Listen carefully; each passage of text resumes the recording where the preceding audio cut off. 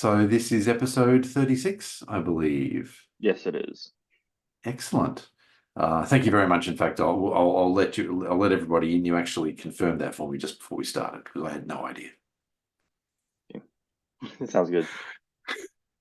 So we've got a couple of things to talk about today. There's one topic that's kind of serious, the serious Okay. sort of topic, but there's another topic that's a bit lighter, perhaps. I don't know. Do you want to start with your lighter topic before we move on to the more serious topic I have? No, I need to wake up. Let's do something No worries at brighter all. instead. Yeah, That's no yeah, problem at all. Yes. yeah. Have you had how many coffees have you had this morning? This will be my number two. Oh, okay, good. Yeah, I normally start with two. Good. Yep. So the serious topic I have to talk about is that there have been a couple of knife attacks in Sydney recently, and this is even by the standards of Western democracies, Australia's violent crime rate is quite low. I mean, I think New Zealand probably maybe even has a lower rate, but generally, even speaking, even compared to the US, Canada, even the UK, it's pretty low. So. Everyone's been shocked here, and it's made news around the world that there have been two violent attacks in Sydney within the space of 3 days. So the first one was on 13th of April. The person who committed this attack is the person by the name of Joel Corci. I hope I'm pronouncing his name correctly.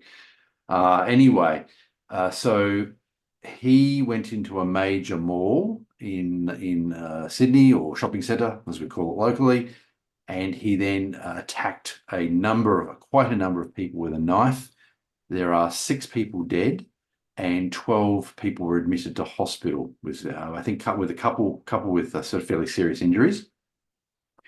Now, within a few hours of this occurring, by the way, Joel Corshi himself is deceased. A female police officer, who's actually an inspector, actually, which is quite a senior police officer, happened to be nearby and demanded that he drop the weapon, and he didn't, and he was shot and he died. Mm. So, anyway, Joel Corshi killed 5 women and a man, and injured another dozen or so people. One of the injured people is actually a baby, a young girl. Within a few hours of this occurring, it was said by even police sources that this was a targeted attack on women. Now, I must admit to having this may turn out to be true, but I'm being a bit cautious when it comes to this, and I'd really like to see some more data before we sort of really draw conclusions like this. Mm. And the reason is that of the 12 people that he injured, they're being very tight-lipped about sort of the background and the details of these people. For the most part, we don't know what gender they were, or age, or anything like that. Now, of the 6 people who died, I said 5 were women and 1 was a man. The man was a security guard, and I believe he'd only been in Australia about a year, actually. I think he actually come here as a refugee. And anyway, he confronted the armed attacker, Joel Corci, and was unfortunately killed, was murdered while he was trying to protect other people. And anyway, so obviously the majority of the people have been murdered are women, but there've been 12 people who are injured, and I would really like to know a little bit more about them, and whether there were a lot of men who were injured or whether it really was a large number of women who were injured. I just found it a little odd, and this is sort of aside from the obvious tragedy of what's happened, but I really found it a little odd that the police were quite tight-lipped about the people who are injured. And I can understand to a certain extent from a privacy point of view, but nothing's really been said about their ages or their genders or anything like that, except for one who was a little girl who survived, and her mother apparently he attacked the little girl, and the mother actually he obviously stepped in, and she died. So, but other than that, so obviously a tragic incident. But I would like to know a little bit more about it before we really start drawing conclusions. And it was within a few hours of it happening, the police and politicians were out there talking about this as being violence against women. And Yeah, yeah. That's the I'd just part like to I know a little think. bit. Well, sounds like it's being tacked on after some of those release details of the tragedy have come out. Uh, Yeah. if they're predominantly or all women, then maybe it's the ripe atmosphere to call it a targeted attack as such. Yeah. Maybe. Yeah. And the police, obviously the police have this data, and then that they're not releasing. But it just struck me as a little odd when I looked through many of the media reports, and they really were very tight-lipped about the Mhm. people who'd survived the attack. Anyway, so that's all I really want to say on that. Terrible tragedy, regardless. But I think it's probably a bit early to maybe making claims like that, unless they had really solid data. So I think Yeah. I'd really like to see a little bit more before we Mhm. start talking about that. Right. So, and also too, in the wake of the tragedy, it was kind of an interesting thing that people start saying only a few hours after, Yeah. versus it just talking about the tragedy itself. Yeah. Mhm. Right. The next one is it was only 2 days later, and this is an Assyrian church in Sydney. Now the western suburbs of Sydney tend to be poorer. The eastern suburbs tend to be wealthier. The eastern suburbs are so in Sydney. The central business district of Sydney, which is the very centre of the city, is quite close to the water. It's only a few kilometres away. Bondi Beach is obviously famous. That's all in the east. Wealthier people tend to live in the city or near the city in the east, or at a place called the North Shore, which is across Sydney Harbour. But again, it's in the east. The poorer and working class areas tend to be in the west of the suburb. They tend to have a longer commute into the city, into their workplace, and so forth. A lot more immigrants in the west, and so forth.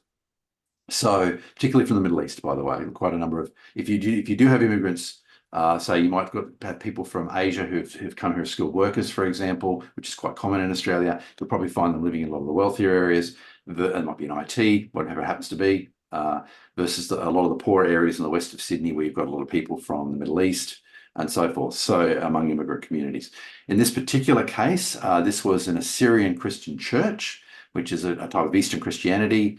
And the area apparently has quite a large Assyrian refugee population. So they've come from places like Syria and Iraq. Some have only come in recent years with a lot of the problems in those countries. Others have been here for a while.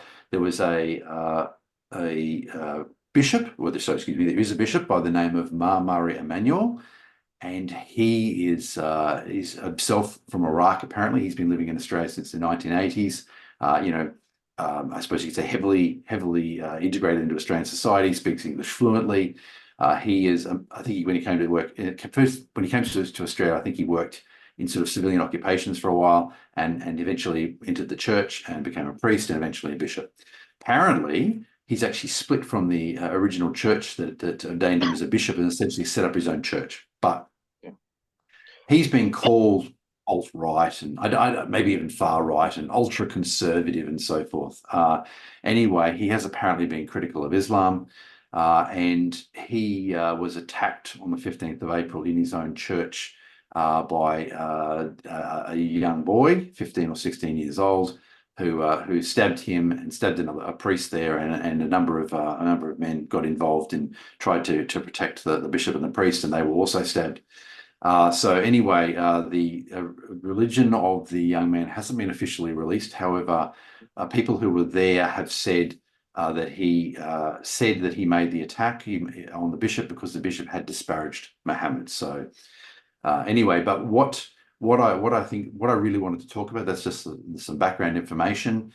He's been called a firebrand, so and I don't doubt that's necessarily true. He's in terms of being a firebrand, I think he's got quite strong opinions on religious opinions and so forth. But interestingly enough, he's just returned to the pulpit after perhaps a week or two in hospital, and he's still carrying bandages and so forth. And interestingly enough, he's come out in favour, and I'd be interested to know. I'll be doing some more research, find out if this is a position he's expressed in the past. But he's explicitly come out and talked about free speech, and he's very much in favour of free speech and also freedom of religion, which I think was an interesting point for him to make. So while I'm sure he hasn't changed his opinion on Muhammad and Islam, at the same time he's made it clear that he believes in freedom of speech. In particular, and freedom of religion, I should say too, but in particular with regard to freedom of speech, he is there's been an incident, and jump in at any time if you've got any Mhm. thoughts on this, Sure. Vernon. There's been a bit of a stoush between the Australian government and X, formerly Twitter, at the Yeah. moment, Yeah. where there've been a video of the actual attack on him, completely uncensored and unpixelated. And the Australian government asked X to take those down, and apparently they have taken them down within Australian territory. But the government of Australia wants the X to take them down for the entire world. And the leadership of X, of course, Elon Musk as well, included in that, has objected to basically one government being able to dictate what people all around the world see, because that's extraterritorial. And I fully agree with that, actually. It's one thing for the Australian government to have it taken down within Australian territory, but quite another for one government to be able to dictate what is seen around the world. As Elon Musk pointed out, this would then open up the door for authoritarian governments to be able to have information taken down all around the world as well. So I fully support X's position on this. But this gentleman, the bishop, the one who was attacked, has actually come out and said the attacks on him should not be taken down. That should remain on for people to see if they choose to see it. Right. So I thought that was really great, actually, that he took a strong free speech position on that, even when he himself is the victim of the attack. And of course, that he's taken a position on freedom of religion. So I think, I applaud him for taking those positions. And it really calls into question some of the things that have been said about him, like being alt-right and far right and all these sorts of things. Really, is freedom of religion and freedom of speech a far right position now, or an alt-right position? It almost seems that way at times. Yeah. With the way Western civilization is becoming more authoritarian. Anyway, that's all I wanted to say. Really, that's the key points. Oh yeah. Yeah, to be sure. I mean, those terms don't mean anything anymore. Far right, whatever. It's just what do you call them? Just a reactionary response. They call it the far right reactionary, but this is some reactionary stuff we're looking at here all the time here. It's just we have far right, misogynist. What else do we have? Possibly racist. Oh yes, all kinds. There's so many, we just don't know where to start with it. I mean, some people play woke bingo, on that basis. So I've been called alt-right a few times, including by an Australian senator in private. Somebody who was at the meeting and told me that I was actually called alt-right by an serving Australian senator. And let me be very clear, I'm not any sort of right at all. And some people have called me a conservative. If anything, I'm an anti-conservative. I'm seeking change. So conservatives seek to resist change. I want significant change in society. So I'm an anti-conservative. Sure. Yes, as you say, these terms are pretty much meaningless in many cases. And the misogyny has been so overused, it's really meaningless in many ways. Right. Well, I mean, they use misogyny just for portraying women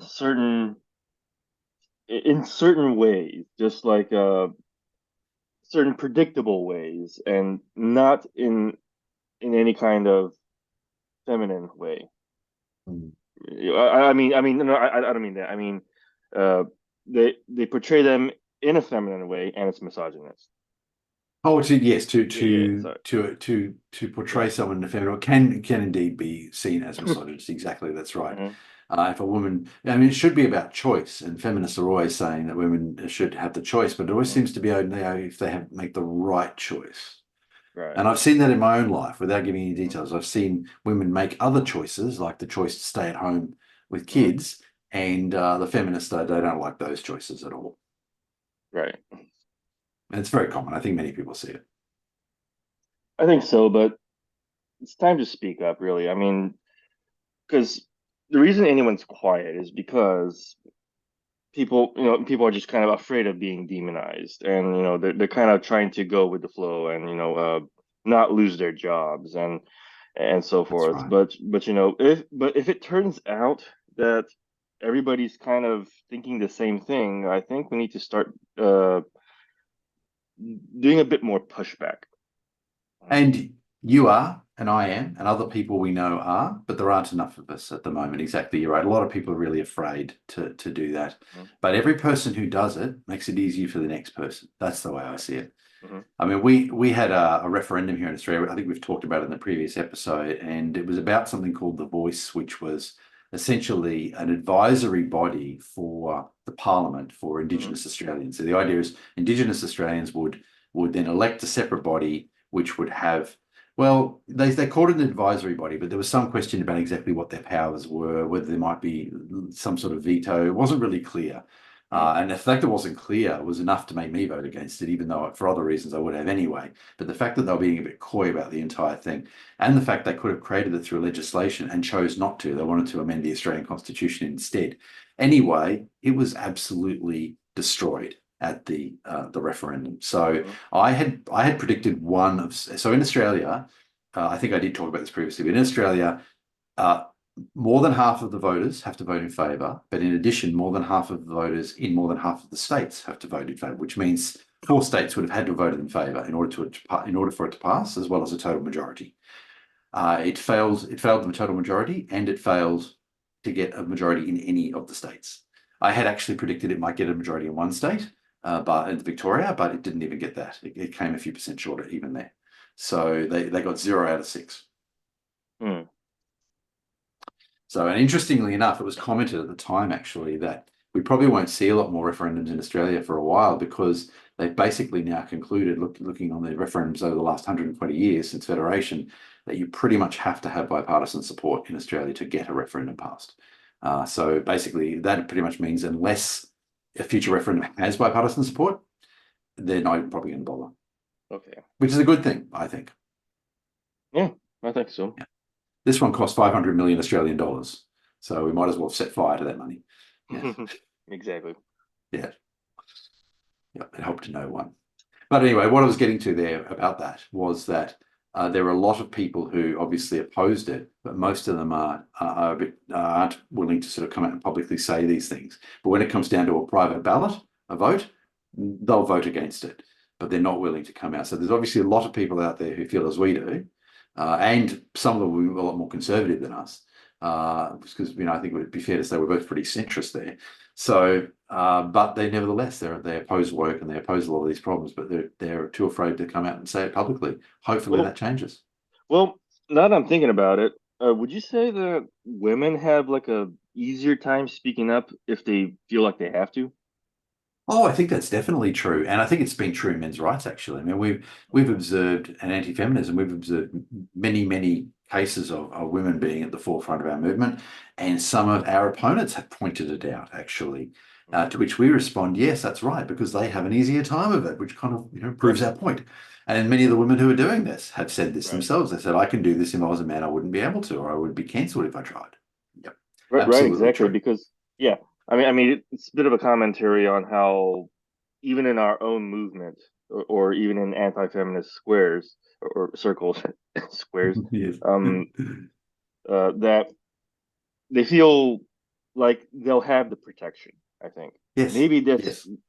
and it's not just expressing opinions; it's also for negative things too, like being violent, unhinged. I'm not saying that the men's right, what rights movement doing. I'm just talking about women in general. They seem to be much more. They have a sense of unimpededness, I suppose. Mm. It's like everything is like they'll have a safety net, whether it's positive things like talking about free speech and such, or negative things like kind of like doing awful things. It seems like women just I mean, what word can I use except entitled almost? I don't know, Mm. it's a very gray way of using that word, but Mm. it seems like men have to be much more cautious doing any of those kind of things, or at least the risks are going to be obvious, I suppose. Yes. Yeah. Yes, and a lot of men, I guess they're probably in our movement too. I mean, I'm thinking particularly across the broader society. It's easier for women to say these things, but even within our movement, yes, a lot of men are really pleased when women do step up, probably, and they're probably a bit more excited about it than Mhm. when a man steps up and says anything. Absolutely, Exactly. Yeah. yeah. Now, tangentially, nevertheless, I'm still wary about women who freshly enter our movement, basically, Mm. because what's their motive exactly? One time, just recently, I posted on X Twitter, uh, kind of mocking some of these women's potential, uh, possible where they come from. I think. Um, I basically said we need to address men's mental health and male suicide so they can get back to sacrificing themselves for us. It's basically I'm I'm accusing them of having that position. Yeah, we have a steady stream of people coming in, both men and women actually, who are conservatives and they misunderstand what it is we're saying. And they think we agree with them about conservatism and they jump in and then before long they realize that's not the case and they leave Hmm. and sometimes sort of swear at us and insult us on the way out. Hmm. Occasionally continue doing so. So I've seen, I think we've all seen both men and women do this. And I actually sometimes actually point it out to them and say, actually, we're not that conservative, and you might like to look at these things on a voice for me Hmm. Sure, and right, read. yeah. Yes, yes, Hmm. before you get too deep into it, because you might be surprised. Right. And there so obviously is quite a strong anti-feminist conservative movement. Well, women against feminism, for example. That certainly I think is certainly large aspects of it. I think are fairly conservative. I think that'd be fair to say. It maybe so, but we're like I don't want to say equal opportunity like we always necessarily have to equally criticize both sides, but the thing is Mm. both sides are ripe for criticism. So where we do criticize, we do. And so as a result, we're pretty diverse in that sense. We we don't pull punches just because we got a lot of conservatives coming, and so forth. Because I do have to complain about the conservative side because they're complaining about you know too many of them like some men who do this denigrate other men and call them betas just because they won't die for other women. You know Yeah. Yep. exactly. And there Yeah. it is again, gynocentrism again. Exactly. That's Right. right. Yeah. Yeah. It is on both sides.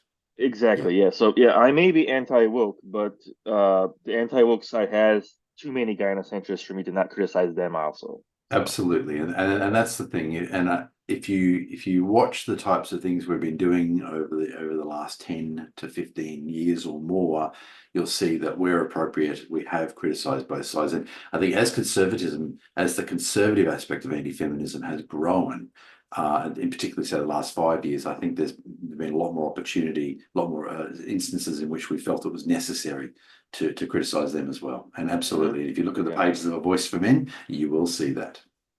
Yeah, especially some of mine.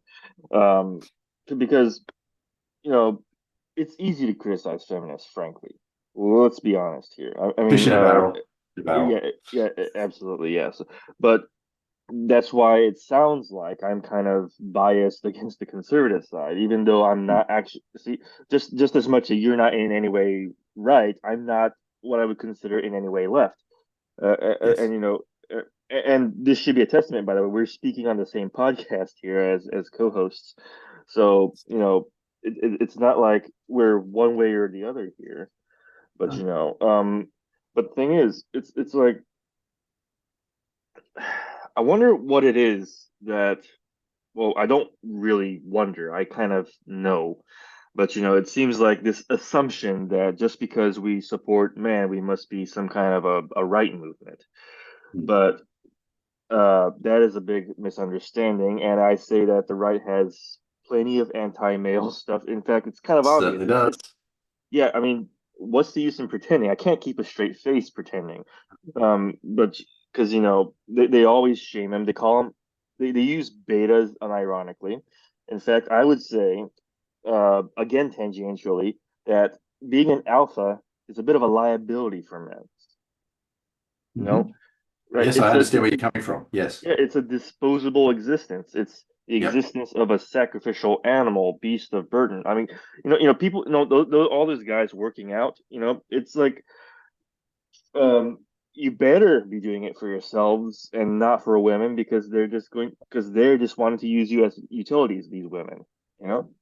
And if So you look at something think like an twice. alpha in the wolf community, I mean that, or other apex predators, that is a very high risk activity because the male is obviously he's got access to the female, so his DNA is going to be passed on. Although there's some interesting research about other males being able to get in behind his back, but you do see that that's very high risk activity because other males are obviously going to challenge him in order to take that place. And if he gets challenged and driven out, well, that could be, in some cases, some species they end up dying. And so it's a very, yes, it's I mean, this is obviously where the terminology originally came from, and it is interesting that men who take that are taking on that much more high risk role where they could suffer, and whereas we're saying no, men should be living for themselves and not simply sacrificing themselves for the society. Exactly. And, these people on the right, they keep on talking about civilization and preserving culture, preserving civilization and so forth. But this alpha uh, dominance sort of contest that's going on in these kind of cultures doesn't seem like civilization to me. Mm, Yeah, right. Because civilization is supposed to be more the opposite of that. It's more like, everybody is going to be able to pursue their own aspirations and peacefully. yes. That's civilization to me. And too many of these culture war idiots uh, think that we need to kind of wind back from that. Mm. Yeah. No, I think we need a new way forward, and this is what attracted me to A Voice for Men all those years ago. For first, that's why I'd always felt, and for the first time in my life, I'd found people who actually, a large number of people actually agreed with that viewpoint, that Mm. it wasn't about the approach we're taking now with feminism. It wasn't about going back. It was about something else, finding a new Right. way Yeah. forward. Right. Exactly. Yeah. And as far as I'm concerned, that's what the red pill's about. It's about Yep. recognizing the actual problems and finding a solution for yourself. That's not, if we change society, it will be by leading by example. Mm. Basically, it will be by persuasion. It will be. Yep. Right. That's right. Mm. And in actual fact, yeah, things like integrity and so forth are things that we're going to be talking about a lot more at A Voice for Men, where basically yes, men should. There are certain aspects there that I think we've lost into that where integrity is perhaps not as featured in the society now as it was, and those sorts of things we'll be talking a lot more about and saying men Mm. should basically be the best they can be, and living for themselves doesn't necessarily mean intrinsic selfishness either. I mean, they may choose to have a family, and obviously sacrificing for your family, that's fine because both parents should be doing that, sacrificing for the kids and so forth. But it's when they're expected to die for people they don't even know, dive in and help some woman they don't even know because she's being there's a problem in the street, and it's expected the men will be the one who take the risks. This is where we have a problem. Well, what we call selfishness is usually kind of scammed out as being parasitic, which is kind of not true, I think. Yeah, Mm. I'm hardline about that. So I I uh think you've made some interesting arguments about altruism previously, actually. oh yeah, sure, yeah. But here's the thing, like, Mm.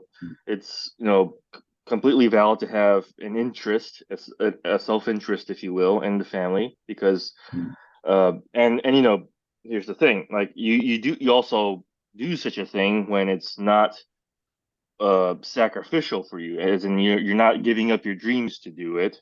You're not Mm. like grinding down your resources to zero to do it, like some on the right are kind of trying to advocate for. Like, have many children as you can, as young as you can. What an asinine idea is that? Yeah, Um, that's a very good point. You can right. balance it. Exactly. You can choose to be a Yeah. parent, Mhm. but still not give up your dreams. That's right. It's a balancing act. That's a really good way of Exactly. putting it, actually. Oh Yeah. yeah, sure. Right. Exactly. Yeah. Like, and it's it has backup to it. People have done it. People Mm. have not sacrificed their dreams and still had Mm. families and had good ones.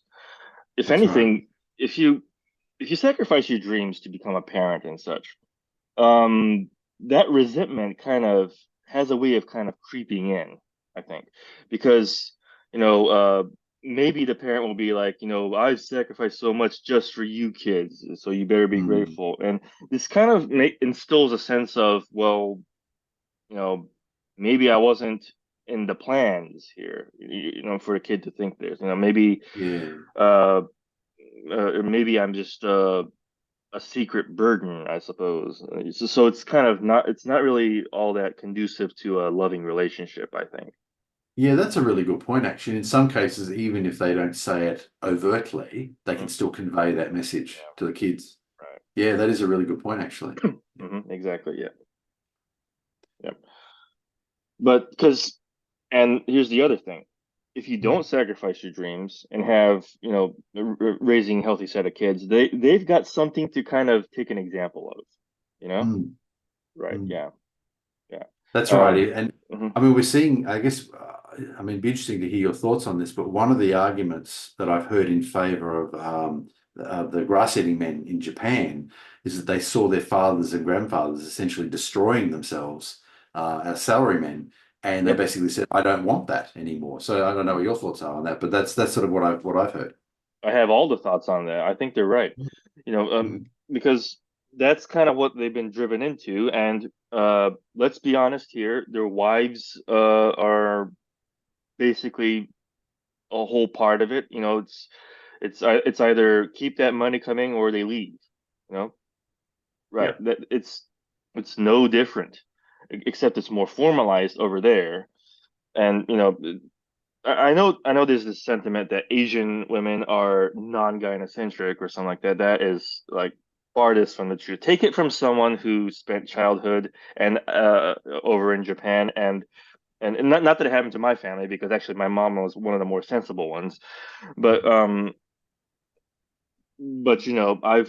I've saw a had lot the of it. lens. I had the window to look through into the cultures of Asia at large, and Mm. it's no good for men. It's just trash. And the women there, young women over there, are still complaining that the word they like to use is that is hungry. That men are not hungry enough, to pursue high aspirations and so forth. And by high aspirations, what they really mean is just like climbing the career ladders. High Not, salary. yeah, exactly, right, yeah, right. Yeah, Yeah. yeah, and the stereotypes of salarymen are out there. Like, you know how they're always drunk on the streets, and just kind of sleeping out on the streets and stuff like that. Well, Heard uh, the stories. yeah, exactly. Well, two factors. Japanese, the Asians in general. Fortunately, not me, because I can handle my liquor okay. But Asians have a lower general tolerance for such things. Like the more drunk they are, the more exaggeratedly wobbly they are. It's kind of like they have a hard time walking, and it's particularly kind of, what do you call it? It's a bit more outrageous form of drunkenness, Mhm. for the most part, and it's a physiological sort of thing that causes it. The second thing is that some companies, you either drink or you're not being in the company spirit. You have to drink, literally, Yeah. and even if you don't want to, even if you have a family, you have to drink, basically. And the wives still complain at the husbands anyway, the salaryman husbands. So of course they clearly they live more for nagging than any kind of more important concerns. It sounds like the men are being put in an impossible situation because Hmm. they're expected to drink with the boss after work, but then they actually still get attacked for it when they get home. But they had to do it; they had no choice. Right, yeah. And they have to, the more higher up you are in terms of subordinate, having subordinates and stuff like that, you literally have to treat your subordinates as like a custom. Basically, you have to kind of front said money to get yourselves both drunk and come back late. And and Right. and here's the thing: Hmm. in, the women are usually the ones. He Man earns the money. Women are its distributors. That's how it works Yeah, in right. traditional Japanese nuclear family. And you know, it's absurd. It's how is this not any kind of gynocentric? You know, so. Absolutely. Yeah, Yeah. Yeah, this is your tradition we're talking about, people. yeah. Mhm. That's right. That's archetypically gynocentric, actually. Mhm. Yep. Exactly. Yeah, So it's interesting. Yeah. don't tell me that anti-feminism is like the perfect solution to gynocentrism. Some of these people don't even know what gynocentrism is, even as they are anti-feminists. Absolutely. Right. Yeah. And yeah, we do see a lot of Western men told to go to Asia and get a wife there. And I say, and I'll say to them, well, there might be a different set of problems here there. Not the Hmm. same set you've got at home, but just keep your eyes open and understand what you're getting yourself into. I've also heard Exactly. stories. I don't know if it's the case in Japan, but I've heard stories in other Asian countries where a guy from, say, Australia or Canada or something will marry a local, and he kind of ends up supporting the wife's family, the parents, and so forth. So Hmm. this is they maybe still be in the home country, and yeah, a lot of money ends up going back too. So there's those sort of stories that we keep hearing a lot of as well. Hmm. Yeah, I believe it. Yeah, and that comes back to that traditionalism again. Hmm. Yeah, right. So this is why, you know, obviously I'm not anti-family, right? I've said this many Mm. times, I'm not. Mm. But, this whole notion of old school notion of marrying families, I can understand why the the move away from that happened. Even if Mm. romantic love is in fact a sham, it is. That's a bad motive for marrying outside of those reasons.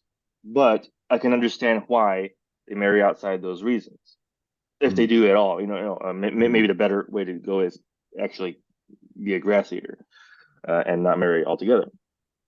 But but it's it can't it's kind of dishonest to actually say that feminism came in one fell swoop and took control. It didn't happen without um, the the mandate of the masses. Basically, it's like there was demand. Feminism saw an opportunity and became their savior. Basically, Yeah. so right. Like some people think Nazi Germany happened out of nowhere. No, it was sentiment Same. from the people. Exactly. Yeah. So Oddly enough, I was thinking about that just today about some of the circumstances. That's right, in which the Nazis came to power. There were a mhm, particular set of right. circumstances. If the people hadn't been so desperate, that's Hmm. right, it might have been avoided. And Right, yes, it's exactly. interesting. Yeah. Hmm. It's interesting with feminism, and it's still. You're right. They saw a need and stepped into it, but it still took a long time. Actually, it developed for decades Hmm. before it became a serious problem. Right, So there was exactly. time. There was a lot of time for people to sort of see it, and I think back to even to my university days, which was 30 years ago, and the core of what we see now in feminism was there then. Hmm. It didn't have a fraction of the power it has now, but it Right. was there, and those sort of arguments were there 30 years ago. Hmm.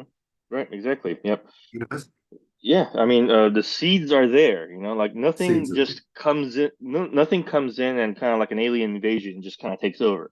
It's Mm, like people, the that public opinion, and the worse the opinion is, the more it seems to happen. But it is the thing that kind of drives these things into power. I mean, the people are just as much to blame, perhaps more, than as the uh, those elites that they install. mm. So, That's right, because they often right, start out with relatively little power, yep, and there usually is an opportunity mhm, to prevent them. yep, And time again, right, people miss that opportunity. yep, sure, yeah. I mean, yeah, the elites uh, have to be extraordinary salesmen for this kind of thing to happen, but they don't even have to be that extraordinary. They just have to kind of Mm, push a couple of buttons, mm, and they're completely galvanized, I suppose. Yeah. mm, Yeah, mm, and kind of backtracking back to my comment about reasons to marry and such. Well, it's like I can understand why they people just kind of want to get out of the whole ultra traditional way of doing things, because like I'm saying, it's led to this kind of resentment, all this kind of having sacrificed oneself. It kind of blows like rose-colored notions out of the water as far as I'm concerned. But in responding to that sentiment came in the whole romantic love thing, uh, kind of having like a more hormonal driven manner of marriage. So it's complicated. I mean, I think there is a third alternative, more proper pair bonding, because you can pair bond without necessarily having children, especially if you're an older couple. You can't have mm, children. Um, you see what I'm kind of going with here? It's like, you don't have to be a collectivist. You have to do the collectivist thing in choosing a marriage, but at the same time, we can't do this female pedestalization thing because that's horrible, right? Exactly. Yeah, yeah. I think probably, well, certainly in my view, it would be more of an egalitarian marriage Hmm. where, yeah, that's right. And I think also too, it's interesting you talk about the pair bonding. I mean, that reminds me too of the suggestion for people to get to know each other better before they Yes, marry, right. get to know each Hmm. other Yeah. for quite a while. Hmm. And I must admit something that has, and it's easy for me to say now that I'm in my 50s or whatever, but Hmm. it's something that's happened in Western culture. I mean, people have always jumped into bed. A lot of people have always jumped into Yeah. bed together, right? But really, these days, it seems like a lot of people are doing it just almost casually on the first date, and I don't think it's such a great idea. I really don't. And again, I'm not a conservative. I'm really not. I'm just not sure if you're going to have a relationship with someone, it might be better to just sort of get to know each other a little bit better first. As I said, maybe it's easy for now that I'm past that part of my life, and I can say, oh no, I think it's a terrible idea. But personally, I was never into one night stands. But I I do think perhaps maybe people could be a little bit more restrained in that regard. Maybe get to know each other a bit better. That's my feeling. I won't go as far as never have sex before marriage and stuff No. like that at all, but I see what you're saying. And Mm. one thing that's kind of I'm noticing is that uh, sex in this kind of situation, these one night stands, seems more compulsive than really indulgent. Yes, Like because compulsive is kind of like you have to do it, and just to kind of like especially with the women, well, you're meant to, but they have to kind of check some boxes. They have to kind of check some mm. marks. Like like and so forth. It's like I'm not saying I'm the farthest thing from sex is only for making children kind of narrative that a lot of the right tends to do, but at the same time, uh, compulsive sex kind of takes the fun out of it. Yeah, I think that's a really good way of putting it, actually. And Yeah. that's how I think, as a sort of an older person reading what these younger people are saying, it does seem like a lot of them are saying it's kind of expected of me. And my view, as I've said before, I think the male and female sex drives are a lot more similar than a lot of people Yeah, tend to believe. exactly. Yep. Yes. And I think that in a lot of cases, it's probably young men who probably are also feeling that. So young women Hmm. certainly are, but I think Yeah. some young men are also feeling that expectation. And I Hmm. personally, actually, when I was younger, I guess perhaps because of the type of person I am, people would confide Yeah. in me. And I actually had a number of friends who were religious, male friends, who didn't want to jump in the sack with their girlfriends. And the girlfriends were really putting the hard word on them about it. The girlfriends were less religious. And the girlfriends were demanding, and these guys would come to me and say, well, what do you think? And I said, well, you need to be true to your beliefs. This is Hmm. no, I'm not judging either way whether that's right or wrong, but for you, you're saying that's what you don't want to do this. Well, you need to, make that clear. And certainly, obviously, we always hear the stories about the young guys doing that to young girls, but Hmm. it happens the other way as well. And then a lot of young men also get that societal expectation that, oh, you're supposed to think about sex all the time. And I'm quite certain that a lot of men don't do that at all. Right. Yeah. I mean, sure they do at there are times they do, but it's not Indeed. all the time. It's like That's right. As indeed it is for the young women too. There are Mhm. times they do as well. That's right. Mhm. Exactly. Right. Exactly. Uh, Yeah, getting off the topic a little bit No, no, there no. because there are No. but uh, I do think that yes, there's a problem there where perhaps I think it's a really good way you put it that it's become almost obligatory there Mhm. uh, and I think that society could take a step back from that. Yeah. And I will say, and I have mentioned this before, Mhm. we know that sex before marriage is historically been very common, despite what Mhm. certain conservatives would have you believe. If you listen to conservatives, you'd think that before 1950, nobody had sex before marriage, and that's just not true. We No, know, no, for no. example, yeah, I think I mentioned this example before, but William Shakespeare and his wife Anne Hathaway, uh, she was Mhm. pre- uh, she was pregnant on her wedding day, and historians believe about a third of brides at the time were pregnant on their Mhm. wedding day. It was very common for a couple to begin having sex essentially once they got engaged. They didn't use that Hmm. term, but basically the same concept. Once they got engaged and it was decided they were going to get married, they didn't wait. It wasn't something the society endorsed, but it was widely tolerated. Hmm. They would have rather people wait for marriage, but they know that that's probably not going to happen. So better that they are having sex with the woman they're going to marry than Hmm. some other woman, I think was probably the argument. So Yep, anyway, sure. so we know sex, yeah, we know sex before marriage was common. Even one night stands have been common, and prostitution, all the rest of it. Hmm. So we know people are doing this, but there is something a little bit different at the moment in our society. I think perhaps that's a really good way of putting it. That sort of the expectation it happens. Yeah. Hmm. Right, for sure. And that's probably a bit historically atypical, actually, I think. In ancient societies, even when sex was fairly common in the society, I don't think that expectation was probably there. Hmm. That's my suspicion. Right, exactly. Yeah. Yeah. So, any final thoughts on that topic before we switch over to your next one? I don't think so. I think there's more to say in some other time. You know, Yeah, absolutely. mhm. You had a topic on tennis, I It's believe. yeah. I mean, not like I'm a big following tennis. It's just something I saw once. Actually, I think it's something I saw linked in one of our own circles. Um, and I don't know anything about tennis, let alone women's tennis. But there was an article from some site called sportskeeda.com. Um, so so so so supposedly there are these two top women tennis players. I think it's Iga Swiatek and Arina Sabalenka. I think I'm pronouncing those correctly because well, they don't look too complicated.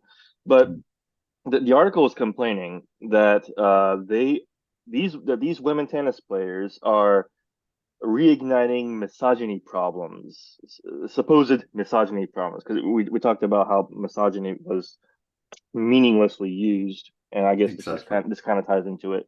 So so one of them, Iga, admitted to not really following any women tennis players, and and also the other one, let's see, Arena, I think it is Arena, probably Arena. Um, they she said essentially that she enjoys watching men's tennis more than women's, as it is interesting and logical. Ouch. Yeah. So no wonder they got themselves in hot water. Hmm. Yeah. Now the article says that the fans were left disappointed by such comments, but are they really? I mean, because that seems more like an editorial on the part of the author of the article anyway. Hmm. Well, she may have been disappointed, but how many fans are there that would feel this way? Exactly. Yeah, and not to denigrate these women in any such way, and saying they have zero fans or what real fans or anything like that. But is that really the priority of anyone who actually watches tennis? Even if it is women's Hmm. tennis, Hmm. basically, it's like if I were a female tennis player.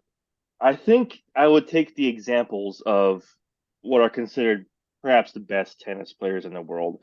And let's be honest, they're probably going to be male tennis players because they're Hmm. absolutely high caliber, and Hmm.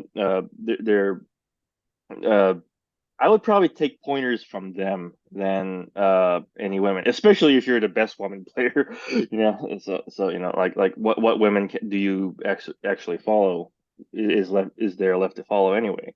So yeah, It's yeah. interesting. When I was younger, I did watch a little bit of tennis as a kid. There weren't as many things on TV, I guess, in those days. But one of the arguments I remember being said, obviously, in a lot of sports, the men's sport is the men's sort of level is the open category, and that's where Hmm. the top level is occurring, and the women's level is different. Hmm. I think tennis is one of the sports where maybe that's not as true as it is in others. In that, Okay. in that, I remember hearing the argument that some people preferred the women's tennis because the men actually sort of hit the ball really hard, and it's kind of a much more of a power game versus Hmm. the women's tennis where they don't hit the ball very hard, and there may be more movement on certain movement on the court or something like that. So Mm. some people, I remember some people saying they preferred women's tennis, and other people saying they preferred men's tennis.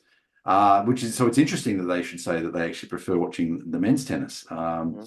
And so I don't know about, but if we looked at the numbers of people who watch men's tennis and women's tennis, I would suspect that the numbers are more similar than, say, soccer or something like that, where women's soccer Sure. doesn't really get the viewership that men's soccer does, or Right. women's cricket or something like that. So anyway, yes, I just remember people saying that. The other thing, of course, is that women play shorter games, and this has Mm. been, because especially in relation to the discussions in relation to women be earning less in the sport. This is something I think that's been talked about in tennis for a while, because men play 3 to 5 sets, and essentially they need 3 sets to win. So that could mean up to five are played. And women play 2 to 3 sets because they need two to win. So up to three could be played. Right. So obviously, so the women's game is shorter. So perhaps, yeah, perhaps they like the longer games too. And maybe they find it more interesting and nail biting that it can go up to 5 sets. There've been some suggestions that maybe women's tennis should be shifted, but it's been argued the women don't have the endurance for the 3 to 5 sets. So Hmm. which is interesting because some people have tried to claim women have greater endurance than men, and I think it may be something. There's been argument in some sort of theoretical biochemical sense that's true, but in a practical sense, it doesn't seem to be true, given that Yeah, men it's more tend to, ideological than anything. yeah. It's trying to get women's tennis much more attractive sounding, I suppose. I think that's And I was going to say men tend to dominate in endurance sports in general, with the exception of long distance swimming, where women actually slightly pick men out for the mm, in the top level. But interesting. other than that, men tend to dominate in endurance sports. So, and that's been the argument anyway, that the women they're not going to last as long, and that's why they should play the smaller number of sets. Hmm. Right. So it is interesting. It's interesting that they got in so much trouble for saying that. I mean, it's an honest personal opinion. Right, right, exactly. But here's the thing. It's like to hear this author talk. It's like there women's sports always have to have this agenda to fight misogyny or Mm. or the cause. They keep using the term the cause. Of course, we know what this ties into, right? This nonsense about equal pay, and so forth. But Exactly. Equal work if for equal pay. So what if women do 3 to 5 sets? And then they can have equal pay. exactly, Mm. yeah, because and it's funny, you'd think that more people would watch women's tennis because of their outfits, but if that's still not enough to kind of gravitate towards them, that kind of tells you about the state of the sport, really. Having watched a little bit of tennis when I was younger, and I do remember actually there were a couple of guys who were quite characters, and I don't remember any of the women tennis players being quite as entertaining, to be quite honest. There are only a couple. John McEnroe, McEnroe was pretty hysterical. famous exactly for Yeah. arguing and so forth, and there was another guy, Henri Leconte, French player, and he was actually a bit of a joker, and he would actually make some Mhm. quite funny comments on the Yeah. so people sort of, we used to watch his stuff, Mhm. looking out for the funny comments as well. So Right. I but so and the guy, I remember those guys' names from when I was 10 or 12 when I was watching this stuff. But yeah, I don't really remember any of the women being they might be good players, but they were kind of more playing the tennis. It wasn't as interesting in other ways. At least that's Mhm. my recollection. Yeah, yeah, yeah. Yeah. But I was going to say, I think, as I said before, I think tennis is one of the games, at least from what other people said to me, where the women's tennis may have its own characteristics that make it interesting. Sure. Another sport that's like that, of course, is gymnastics, where men's Mhm. gymnastics and women's gymnastics are quite different, and you can Yes. watch them Yeah. for different reasons. Yeah, Mhm. versus soccer or whatever it happens to be, where essentially the top players are all going to be men. Oh yeah, sure, yeah. And my own wife has made it clear that she finds men's gymnastics much more uh, like challenging and interesting. Basically, Mm. it's much more. The effort looks much. It's vastly. It's like it's sad that it doesn't really get as much attention that it deserves. I've seen the male gymnastics, and I wish I could do stuff like that. Yeah, So some of we'll it's see. extraordinary, isn't it? The strength involved, it's much more strength based, of course, and Yeah, it and is. It is. Yes. that's right. Some of the that's right. Some of the things they do with arm strength, holding themselves Mhm. out with their arms extended for an extended period of Mhm. time. I mean, try that for a while and see how Mhm. you go. It's really Mhm. hard. Yeah. right. And also, to our chagrin, female gymnastics are kind of morphing into this weird dance routine nowadays. So, Yes, okay. I probably haven't watched it so much as I did decades ago. That's mhm. interesting, yeah. There's some interesting stuff with ice skating there, actually. So it turns out, I didn't know this till recently, the term figure skating is Mhm. actually something of an anachronism. It's because the sport of figure skating originally involved drawing out figures on the Yes, ground.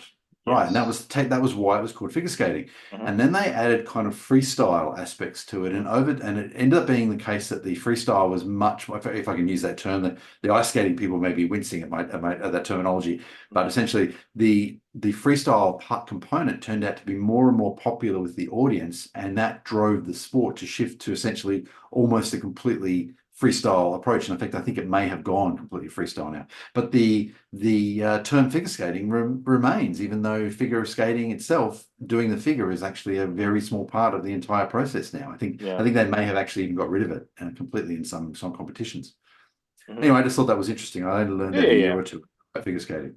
Yeah, yeah, and to skating's credit, it is actually one of the more it really does look challenging for both sexes for Oh, sure. for Yeah, sure, absolutely. absolutely. Yeah, yeah, And in I fact, recommend that. it's probably another good example of one where there is more of an equal approach, actually. Yeah. Mhm. Yeah, I will recognize that. Right. Yeah. Yeah. Anachronistic terms are funny. Like etymology, it's pretty funny where some of the etymology comes from, and it's like completely unrelated to what it is. Like I hear that, so like the term artery comes to mind. It really meant Mhm. air carrier because there were always empty and dead bodies. So back in Aristotle's time, Right. you know, he mistakenly thought that that's where the air was carried, your arteries, before they figured out that that's your those are your actual blood vessels. Because when So they looked at the dead bodies, they would find them empty. I love it. I right, didn't know that actually. That's right, yeah, great. yeah, Yeah. artery, yeah, it comes from their word for air carrier. So like for Right. instance, yeah, so. Nice. uh Yes, as you say, yeah, language changes, and it's really interesting to look at the origin of words. I've had a bit of an amateur interest in etymology, actually. Same here. Some Yeah. yeah, great. Some years ago, I've still got it around somewhere, an etymological dictionary. And I remember there was some sort of party at my house once, and I went and walked over and picked an etymological dictionary off the Mhm. bookshelf and opened it, and somebody was a bit Oh, shocked that I would have such a thing in my oh, house. yeah, yeah, that's awesome. But one thing I discovered recently, I think this is true. I I discovered just like weeks ago that the word for shark came from, the animal was named after the term like predatorious person. Oh, really? Not the other way Yeah, around? it was the other. Yeah, yeah, I didn't know I that. didn't know Yeah, that. because like the latest Magic the Gathering set had a card called Loan Shark, which was like an actual loan shark, except he was an anthropomorphic shark, right? Oh, But right, yes, cute. that kind of got the discussion going on in some circles I've got, and it turns out uh like the animal was named after something like a loan shark. And we all assume that terms like loan shark are just metaphorical relating to the animal, but they're Right. not. Oh, that's Yeah. nice. That's a good one. Yeah, yeah, Yes. I'm pretty sure I'm correct on this one. Like someone can Yeah. correct me if I'm wrong, but I'm pretty sure that was an accurate discovery. So, Yeah. yeah. Nice. Yes, it helps if you understand the origin of certain words as well, Mhm. and in terms of even speaking the language. And English is quite an interesting language in that regard, with its many and varied origins and influences. If I remember correctly, the language is roughly 30% Germanic, 30% Latin, 30% Mhm. French, which of course French it derives from Vulgar Latin itself, with 10% everything else. And it makes for quite an interesting language, I think. Yeah, right. Yeah. Yeah, I mean, it's funny. I think most languages are like this. It's like they kind of keep on taking cues from just about everything. Oh, of course, absolutely. Mhm. That's right. Yep. Yeah, and they should if they'll adopt a word in from a language, if they don't have anything, if it's a new concept or it's a language or it's a concept that is not is they haven't encountered before or something like that. I mean, the word one that comes to mind, of course, is the word tsunami, which is something we got Oh from yeah, Japanese. I mean, it yeah. is. Yep. So Hmm. Yep. I mean, such a Literally geologically title. active place. Yeah, literally tidal wave, I think. Oh, is it literally tidal? What? Right. I think it is. Like I'm trying because it's Nami is wave basically, Right. and two is basically kind of like on the edges, sort of. Like, Oh, right. Yeah. Yeah. okay, Yes. it's actually harbor wave. Yeah, so Harbor wave. Okay. Right. Okay. That's. I mean, that makes sense actually because that's where you'd be seeing them. Yeah. yep. Yeah, yeah, to be Yes. sure. But and typhoon. There's another one. Oh, yes. Yeah, sure. Typhoon is just great wind, basically. So, Right. yeah, yeah. Right. Right. It was kind of Right. distorted into typhoon. There's no N at the end in the actual Japanese, but you know. Oh, I see. Right. And one that Yeah. I found interesting when I learned it some years Mm, ago was the origin of the word kamikaze, because I believe that means divine wind, which yeah. originally related to a wind that destroyed a fleet that was going to attack Mm, Japan. right. And Yeah. I find that really interesting. Yes. Yeah. Well, kami is God, so is right. Yeah. Or some kind of Wind of God. spirit. Yeah, yeah, right. Right. Basically like God wind sort of a thing. Yeah. Yeah. I'd heard divine wind as the translation. Mhm. So Well, I yeah. mean that's fine. You know, it's Yeah. basically the same idea. Yeah. Hmm. But yes, it's actually quite an old term in Japan, of course, referring to Mm, winds that protected Japan from, I think, the Mongol invasion centuries ago. So, as I understand sure. it. Right. Yeah. Exactly. Yep. Right. So we should probably have another discussion on etymology one day, actually. So Yeah. Yeah. Let's it's let's quite, keep quite. let's keep gatherings like funny etymological things and Yes, absolutely. Yes. all right. All right. Do we have anything else we want to cover Uh, tonight or today for you? um, you always do at the end. Thank you very much. Thank you very much. So, Zoe McClellan. As of April 2024, a warrant is outstanding for the arrest of Zoe McClellan in relation to charges of kidnapping, child stealing, and child custody deprivation. McClellan was reportedly residing in an apartment in River Ridge, Louisiana in April 2021. McClellan has wealthy family in Louisiana and may still be residing there. Prior to disappearing, McClellan was known to use the alias Sarah Chandler. Anyone with any relevant information should contact the Los Angeles County District Attorney's Office. Thank you very much. All right. Catch you later. Talk to you later. Bye bye. Yep. Bye.